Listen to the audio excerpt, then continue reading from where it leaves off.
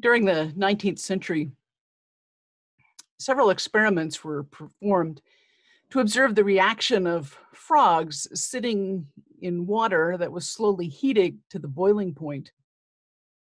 One was done by a German physiologist searching for the location of the soul. An 1872 experiment was said to show that a frog would not attempt to escape if the water was heated slowly enough.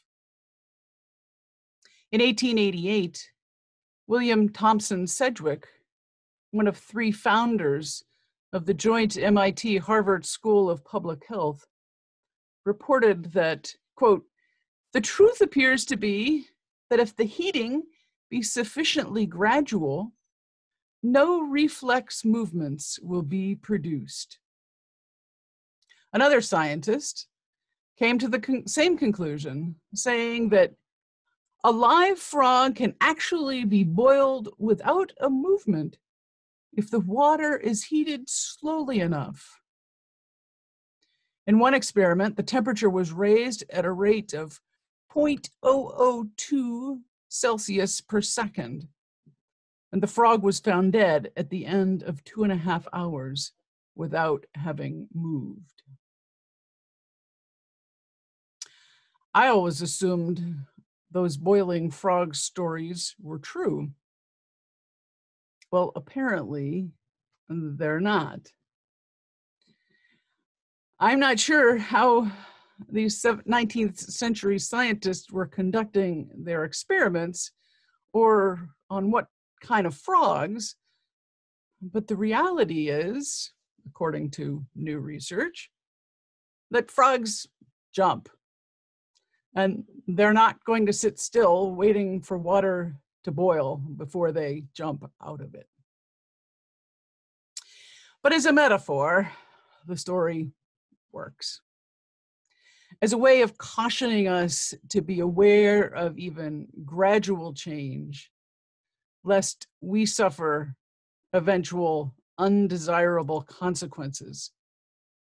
The story is a reminder to pay attention and to take action. As we celebrate this Independence Day weekend, may we remember that. There's something about the 4th of July that makes me think of my father. Maybe it's just that even any remotely patriotic holiday makes me think of him, because my dad was patriotic. No, not in the God, guts, and guns, keep America great bumper sticker kind of way. I've told you about him. My dad was a World War II Army Air Corps veteran. And because of that, he had a deep affection for the American flag.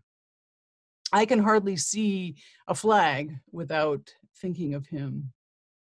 So he's on my mind this weekend. I know that many of you have family members who served in World War II. So you know that when the war ended and that generation returned home, those folks had matured beyond their years. They came home with a strong sense of personal responsibility and patriotism. They came home with leadership skills. They understood the concept of duty. They came home to rebuild a nation that was badly damaged by the Depression. And that was my dad. I don't have a lot to compare it with, but his generation certainly was an incredible generation, if not the greatest. His patriotism extended beyond a flag, though.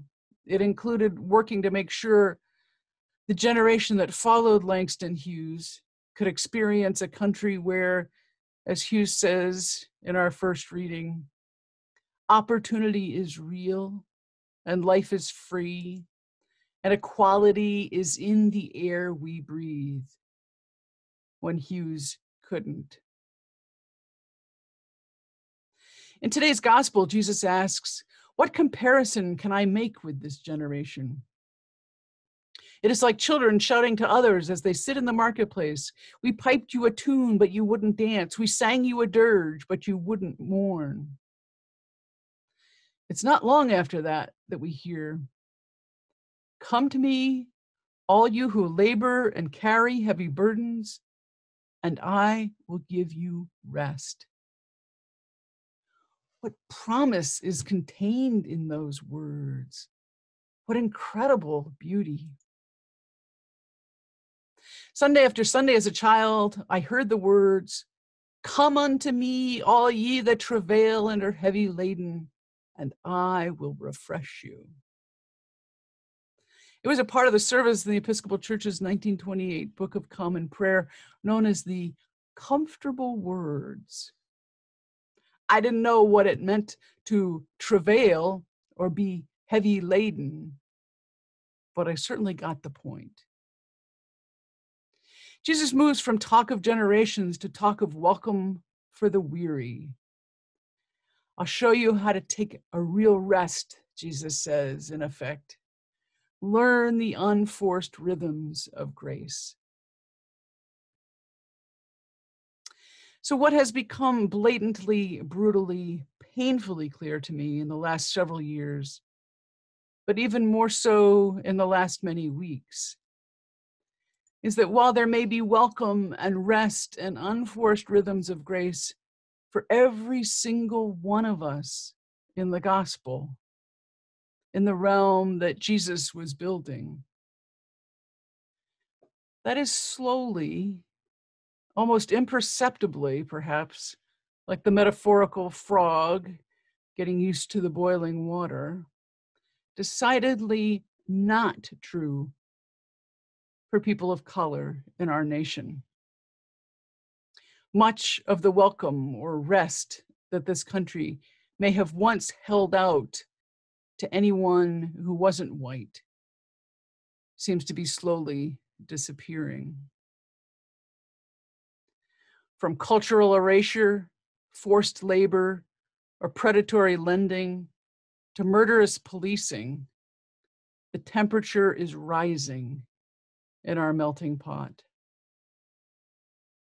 It never really was a melting pot, but the time to act is now. In the slow way that things change while we may not notice. In the last 50 years, white wealth has soared, while Black wealth has stagnated or declined. In the last 50 years, the gap between white and Black people obtaining college degrees has continued to grow. In the last decade, 25 states have imposed new restrictions on voting, making it more difficult for people of color to access that right. There are many more statistics that would help to prove my point, I think, including very recent ones about how much we are learning about how coronavirus disproportionately affects people of color. As the 4th of July approached this year, it felt very different. Oh, my dad and his patriotism was still very much on my mind, to be sure, but there's a heaviness too. This Independence Day feels different. At our racial justice group, we've talked about feeling powerless to turn the tide of racism in the United States. Some of us have talked about feeling helpless to make change. Listen to the words of Dr. King, preached 52 years ago, just 4 days before he died at Washington Cathedral.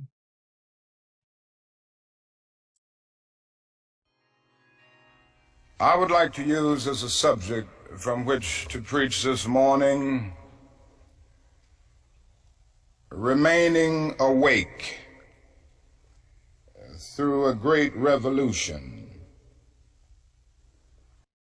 And the text for the morning is found in the book of Revelation.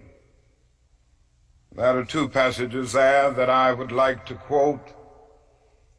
It's in the 16th chapter of that book.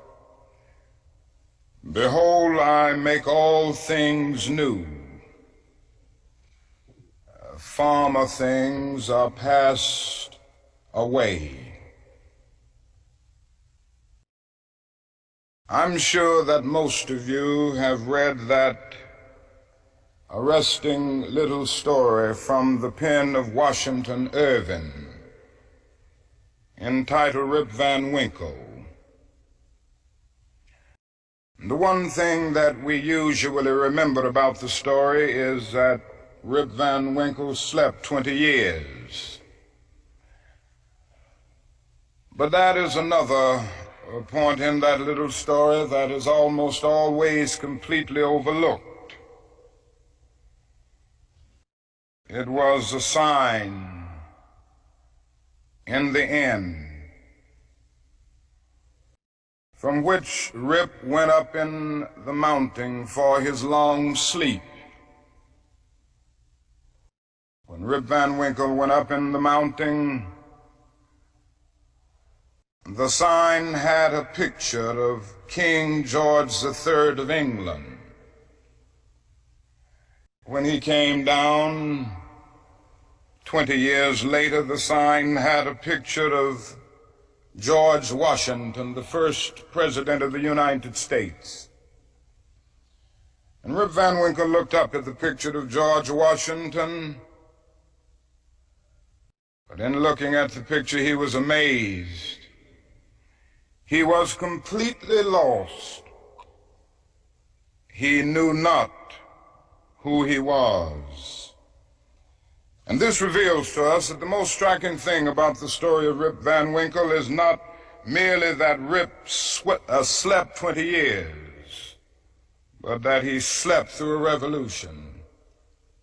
While he was peacefully snoring up in the mountain, a revolution was taking place that at points would change the course of history. And Rip knew nothing about it. He was asleep. Yes, he slept through a revolution. One of the great liabilities of life is that all too many people find themselves living amid a great period of social change, and yet they fail to develop the new attitudes, the new mental responses that the new situation demands. And they end up sleeping through a revolution. History repeats itself in some fashion with each generation, from Jesus' day to ours, I suppose. There was enormous social upheaval 50 years ago when Dr. King was preaching, just as there is now. We are living through a revolution now. Equipping ourselves as people of faith to understand and act is as important today as it was then.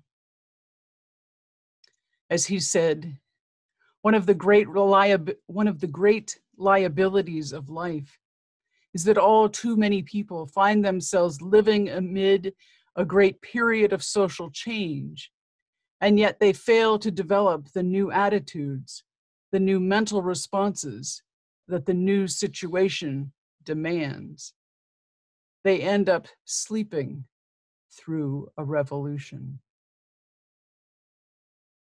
I'm learning that I've got work to do. I'm learning that even as a nice, progressive, white ally, I've got work to do. I'm in danger of failing to develop new attitudes and new mental responses and sleeping through this revolution.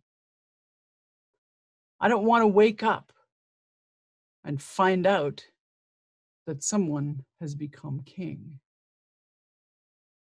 I believe that white people need to learn about how structures in our country disproportionately advantage us. And it's not that we created them but we will never dismantle them if we don't develop new attitudes and new mental responses. Awareness leads to action, and action leads to change. That's why we're going to be having groups reading and talking about the book, Me in White Supremacy. I truly believe that every white person in the congregation could learn and benefit from participating, and I hope you will. Rest for the weary is the promise of the gospel. And as a child growing up, I was taught that it was the promise of a certain lady in New York Harbor too, welcoming all to this country. Today I give thanks for all who have gone before us to help us learn about personal responsibility and duty. And I give thanks for the promise God offers us in the words, "Come to me, all you who labor and carry heavy burdens, and I will give you rest." It is my prayer that we would learn what is necessary to make ourselves and our country whole. We didn't hear it in our reading today, but I close with the end of Langston Hughes' poem. Oh yes, I say it plain. America never was America to me. And yet I swear this oath, America will be. Out of the rack and ruin of our gangster death, the rape and rot of graft and stealth and lies, we the people must redeem the land, the mines, the plants, the rivers, the mountains and the endless plain, all the stretch of these great green states, and make America again.